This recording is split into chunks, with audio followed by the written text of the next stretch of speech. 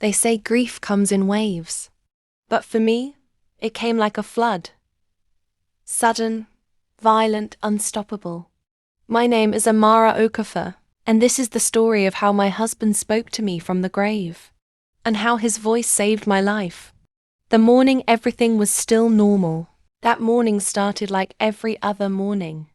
The early sun filtered softly through the thin curtains of our small apartment in Benin City, Edo State. The distant sound of hawkers calling, car horns blaring, and neighbors greeting each other floated gently into our bedroom. I turned in bed and saw my husband, Chinedu, already awake, sitting at the edge of the mattress, staring at the wall. He looked troubled. "Babe," I murmured sleepily. "Why are you up so early?" He turned to me and forced a small smile. "Couldn't sleep," he said. I sat up, wrapping the blanket around my shoulders. "You've been acting strange lately. Is something wrong?" He hesitated. For a moment, I thought he would finally speak. Instead, he shook his head. "Nothing serious. Just business stress." I wasn't convinced. Chinedu wasn't the kind of man who worried easily. He ran a growing logistics company and handled pressure with calm strength. But recently, something had changed. He barely slept. He took longer routes home. He checked behind us whenever we went out together. Sometimes I caught him staring at his phone, his face pale. That morning, he stood up and adjusted his shirt. "Amara," he said softly, holding my hands. "If anything ever happens to me," I frowned immediately.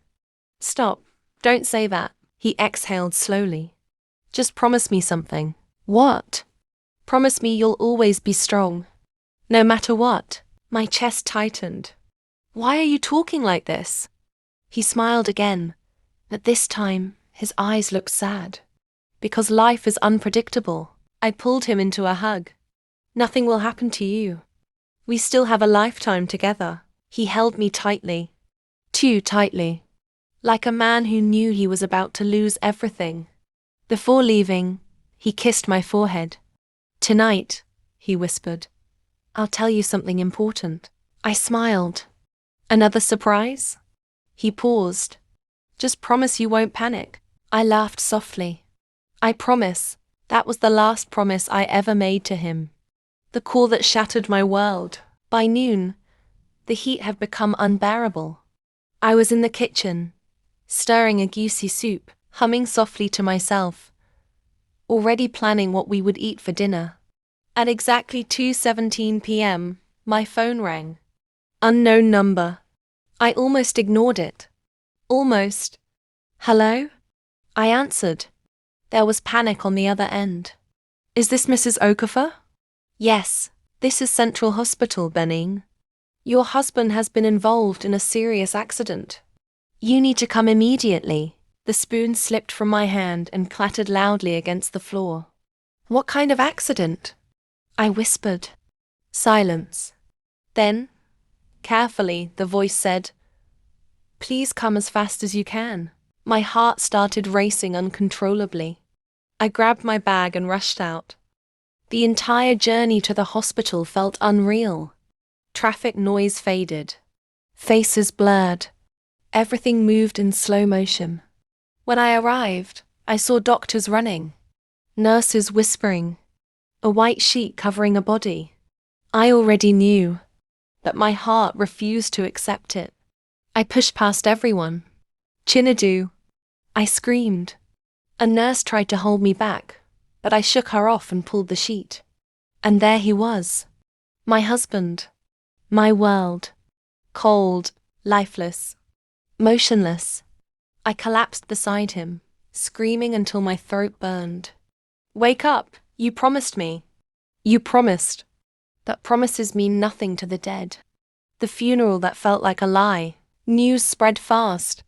Friends, relatives, neighbors. Everyone came. The house was filled with crying, praying, whispering voices. My elder sister, Ifenanya, arrived from Lagos that same evening. She held me tightly as I sobbed uncontrollably. "My baby," she cried. "You'll be okay." Chinedu's best friend, Kelechi, stayed close to me, arranging burial plans, handling logistics, paying expenses. Everyone praised his kindness. But I noticed something strange. Whenever I cried too loudly, Kelechi looked uncomfortable. Whenever the accident was mentioned, his jaw tightened. Whenever the doctors spoke, he avoided eye contact. I told myself I was imagining things. Grief makes you paranoid. That's what they say. The burial took place 3 days later. The casket was lowered into the ground. So was my heart. As dirt covered his coffin, I felt something break permanently inside me. I whispered softly, "I'm sorry I couldn't save you." A strange wind blew suddenly.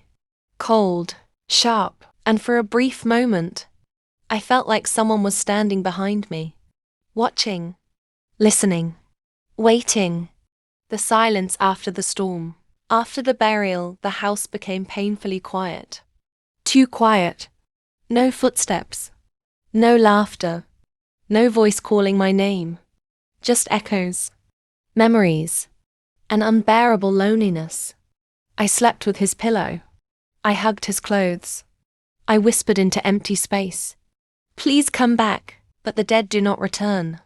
Or so I thought. Because 3 nights later, at exactly 1:12 a.m., my husband's phone vibrated. The vibration from the phone felt like thunder inside the silent room. Bzzz. I froze. My eyes were wide open, staring at the dark ceiling, my heart pounding so loudly I was sure the neighbors could hear it. Chinedu's phone was on the bedside table. I had placed it there every night since his death. I never switched it on. I never charged it. Yet, it was vibrating. Slowly I turned my head. The screen was glowing. Incoming voice note. "Chinedu." My breath caught in my throat. This wasn't possible. He was dead. Buried. Gone. Yet his phone was alive. My fingers trembled as I reached for it. The name on the screen was unmistakable. My husband.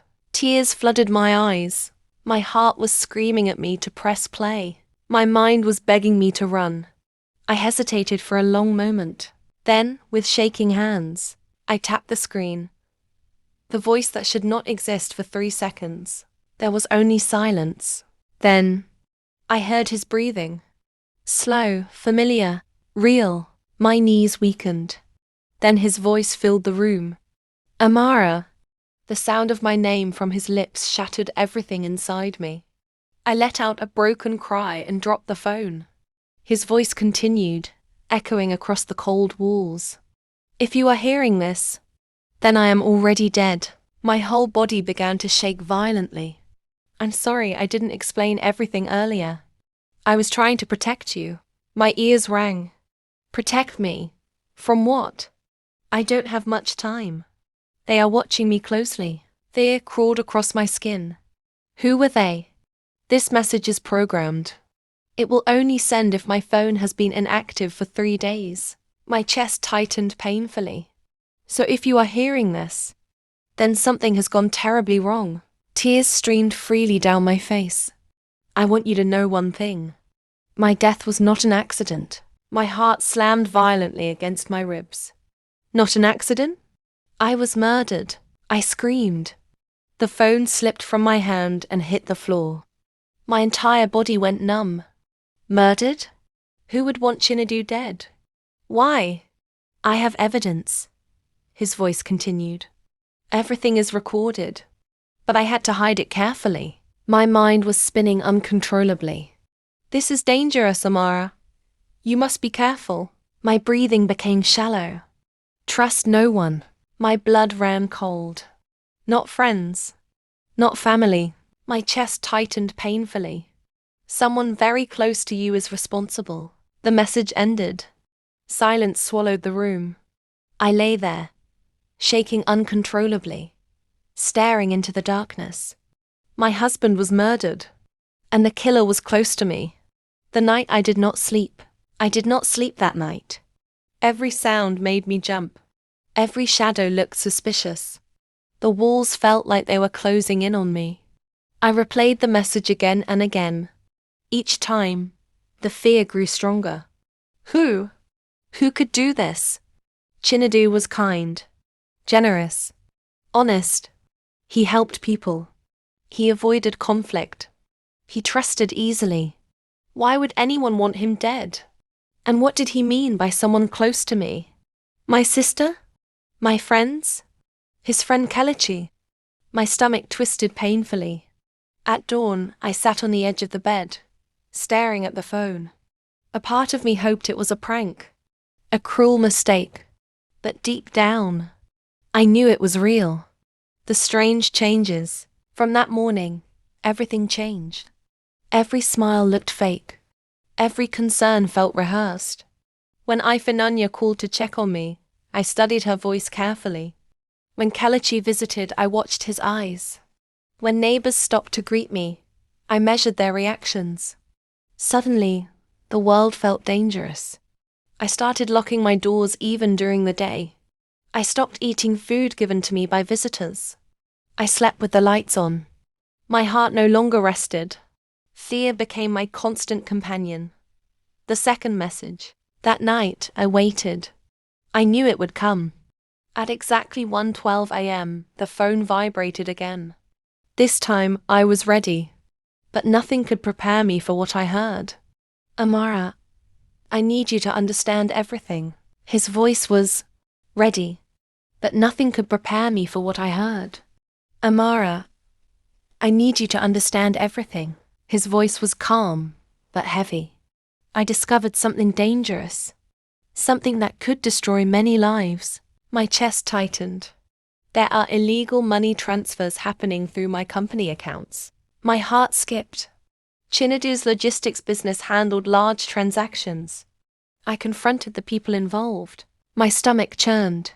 They offered me money. A lot of money. Enough to make us very rich. Tears flowed again. But I refused. That was my husband. Honest to the core.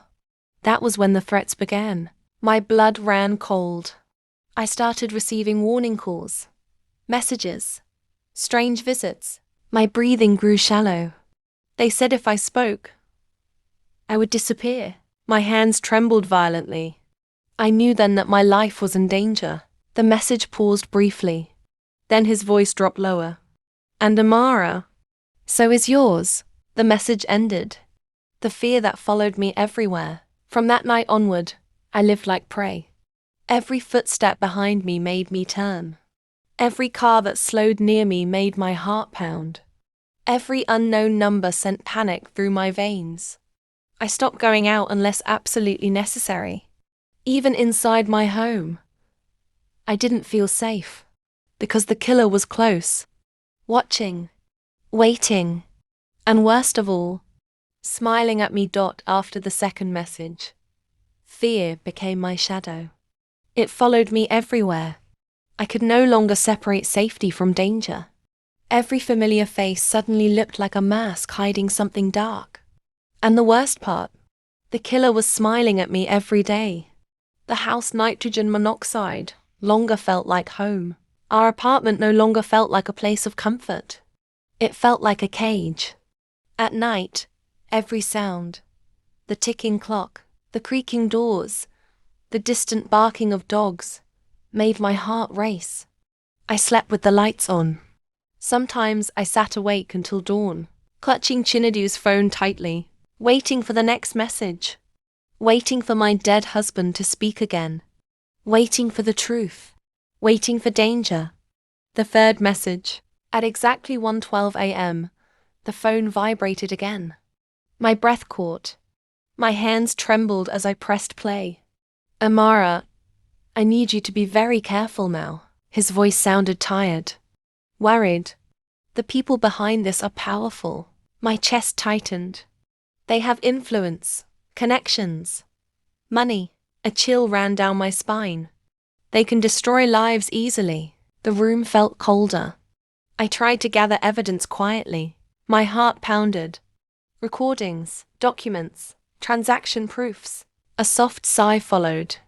But I realized something terrifying. I swallowed hard. One of them is very close to you. My stomach twisted. Too close. My breath hitched. Someone who has full access to your life. My heart slammed violently. Who could that be? I don't want to say the name yet. My entire body tensed. Not until I'm sure you're strong enough to hear it. Tears streamed down my face. But watch carefully. The message ended. Everyone became a suspect. From that moment, paranoia consumed me. I studied everyone closely. Kelechi, Chinedu's best friend. The man who handled the burial expenses. The man who suddenly offered to manage Chinedu's business temporarily. He came around too often. Asked too many questions. Always wanted to know my plans. My finances. My movements. Then there was Iphinonya, my elder sister. The woman who raised me after our parents died. She insisted I stay with her. She insisted I give her all legal documents. She insisted on managing everything. Until I healed. She monitored my calls. My movements. My spending. She said she was protecting me.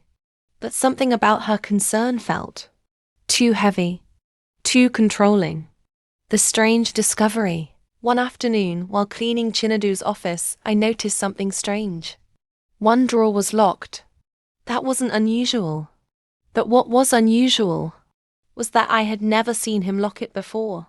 My heart began to pound. After searching for almost an hour, I found a small key hidden inside an old shoe. My hands shook as I unlocked the drawer. Inside were files, documents, printed bank statements, foreign transactions, huge sums of money moving in and out.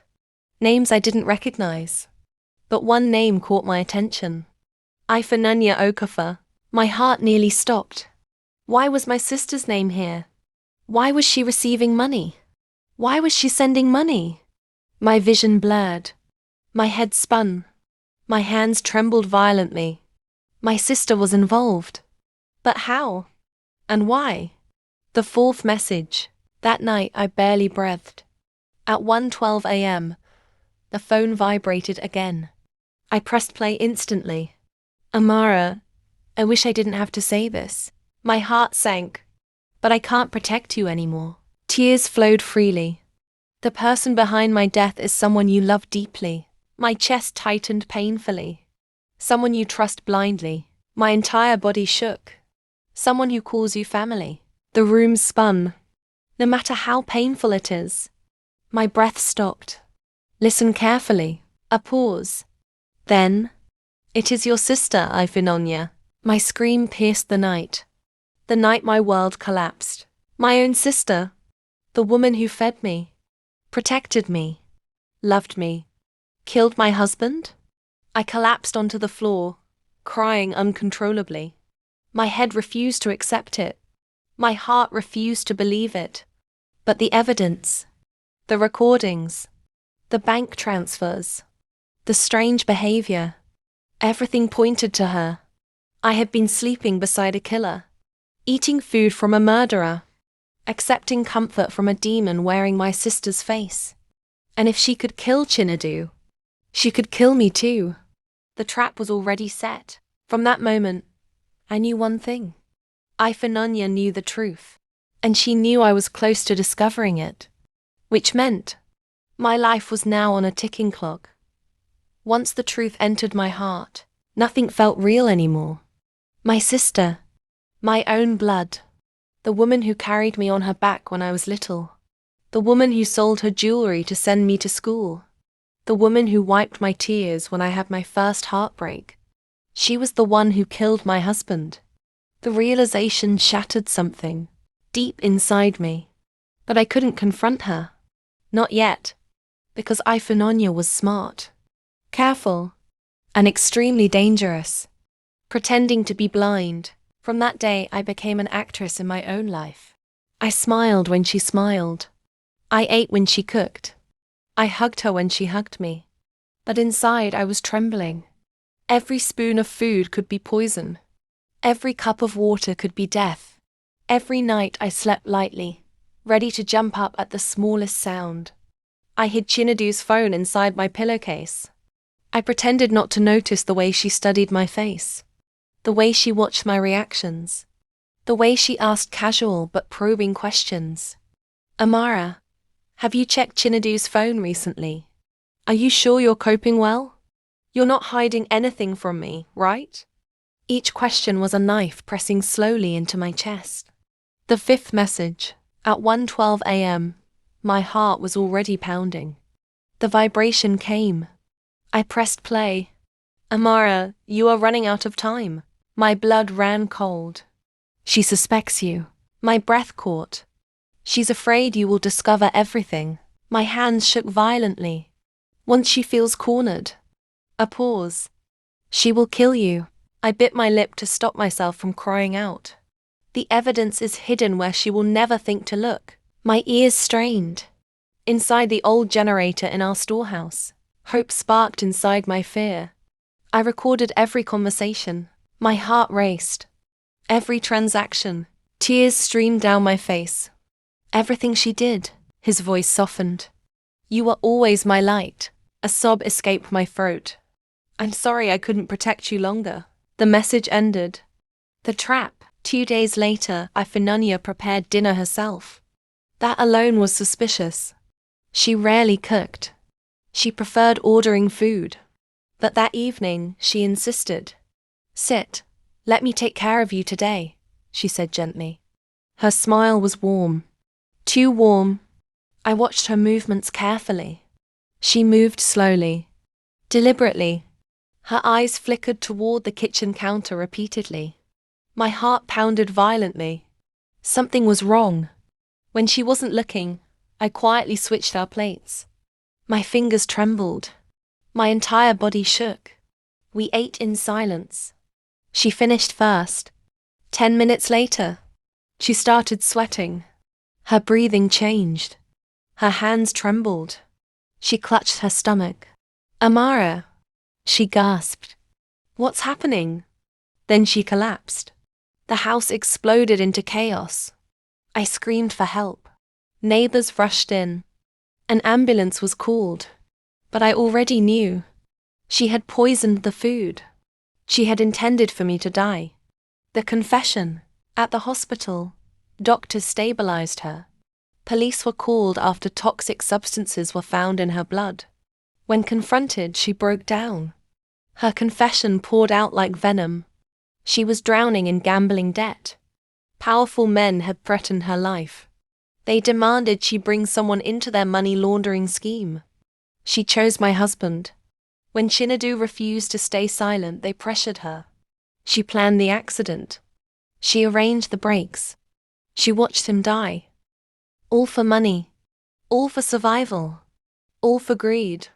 The night justice spoke, MamaNneka was arrested. Charged. Exposed.